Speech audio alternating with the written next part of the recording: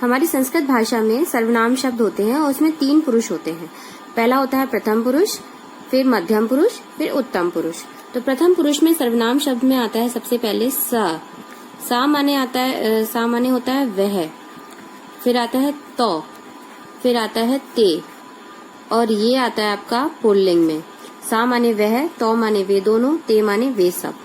स्त्रीलिंग में क्या आता है? सा, ते, ता, ये आता है आपका स्त्रीलिंग में। मतलब ये सा एक वचन यानी वह, ते दो वचन यानी कि वे दोनों, और ता माने वे सब यानी कि बहुवचन। ठीक है।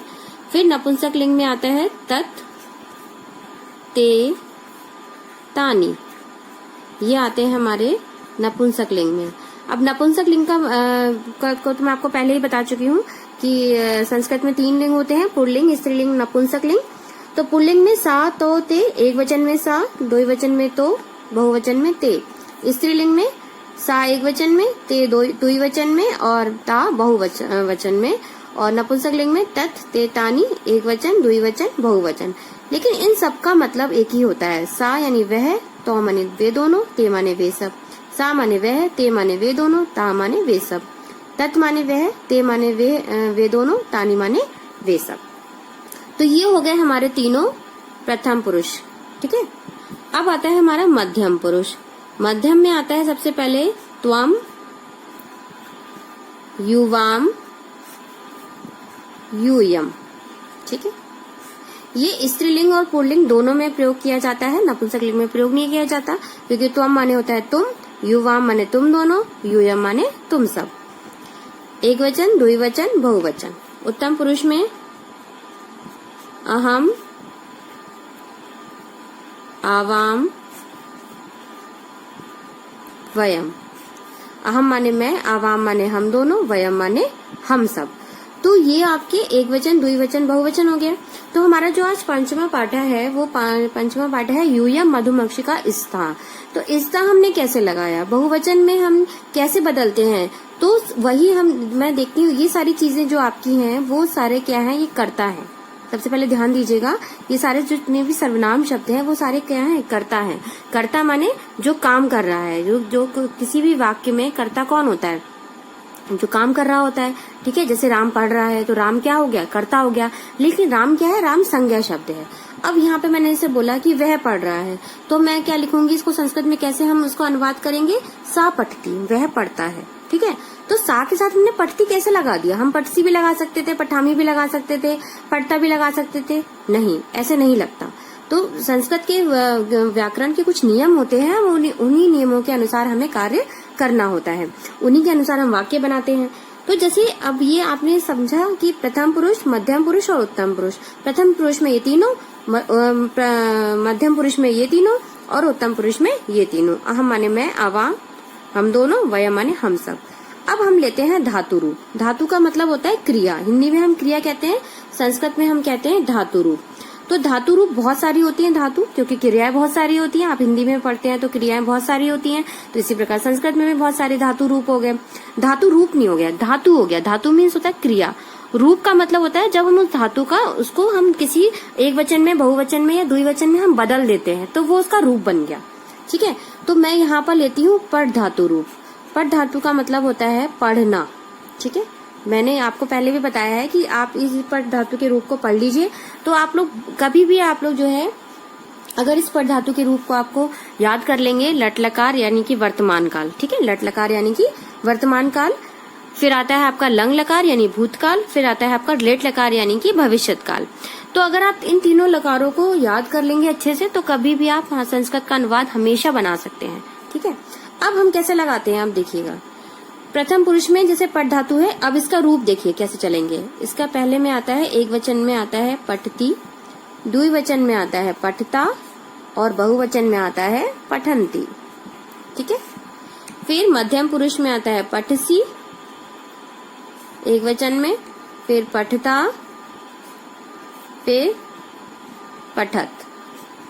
फिर उत्तम पुरुष में पठामी, पठावा,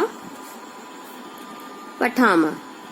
तो ये वाले तीनों रूप मतलब प्रथम पुरुष, मध्यम पुरुष, उत्तम पुरुष को मिला के ये पूरा एक रूप बना। और ये रूप कौन सा बना? लट लकार, यानी कि वर्तमान काल। कौन सा? वर्तमान काल, यानी कि जो काम अभी वर्तमान समय में हो रहा है। इसके अतिरिक्त आता है लंग लकार, यानी कि भूतकाल। जब भूतकाल का पाठ आएगा तो मैं आपको वो भी पढ़ाऊंगी। उसके बाद आता है लिट लकार, यानी कि भविष्यत काल। ठीक है।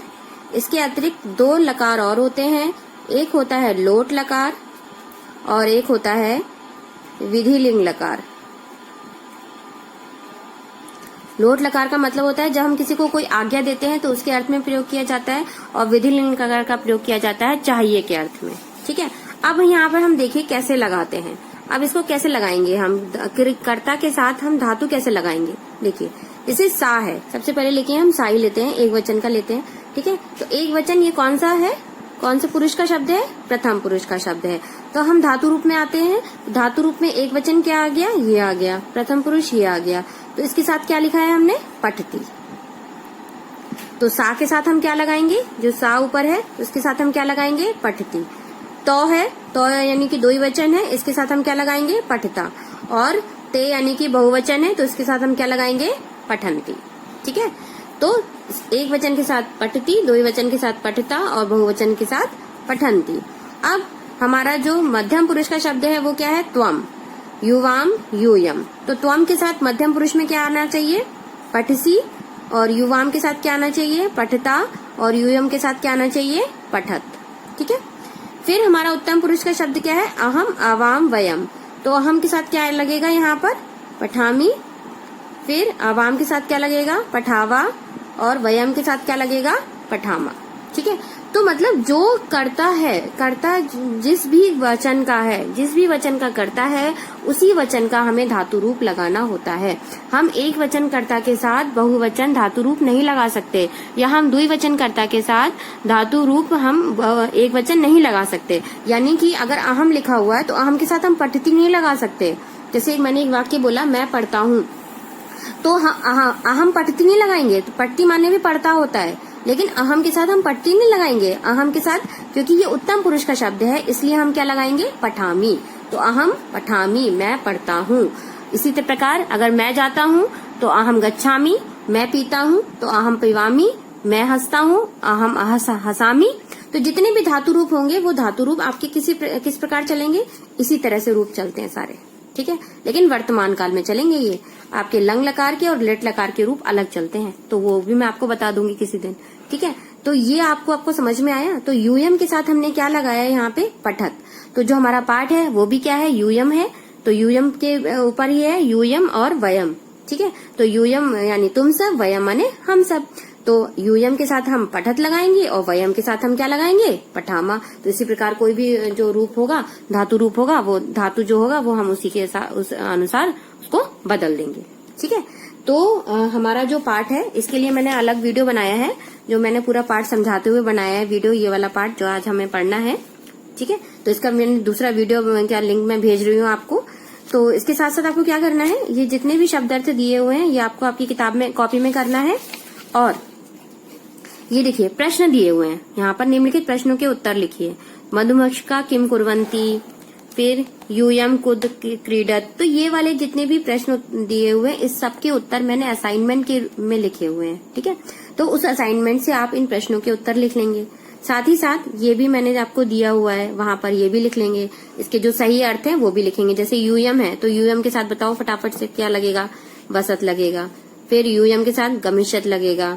यूयम के साथ फिर क्या लगेगा? फिर कुरत लगेगा। वयम के साथ क्या लगेगा? गच्छामा लगेगा। यूयम कुत्र गमिष्यत। ठीक है। सबके साथ सबको समझ में आ गया यूयम के साथ हमें क्या लगाना है।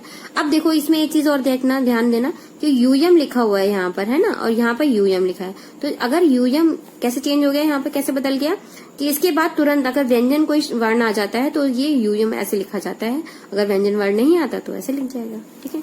अब यूयम क्रीडनाथ गमिष्यत, तो तुम सब खेलने के लिए जाते हो। कहाँ जाते हो? क्षेत्रम में, खेत में जाते हैं, मैदान में जाते हैं। यदा वयम पठामा तदा आसने सीदामा, सीदामा पर टिक लगा लेना। तो जितने भी आपके जितने भी शब्द हैं, ये जितने भी मैंने एक्सरसाइज हैं, ये सब लोग आप अपनी कॉपी में कर लेंगे और साथ ही साथ मैं इसके साथ वीडियो भेज रही हूँ, वो आप लोग उसका वीडियो पढ़ भी लेंगे। इस वाले पूरे पार्ट को मैंने एक्सप्लेन किया है तो उसको पढ़ लेंगे और आपको समझ में आ गया होगा। मैं आगे फिर आपको लेट लकार और लंग लकार के बारे में भी बताऊंगी। धन्यवाद।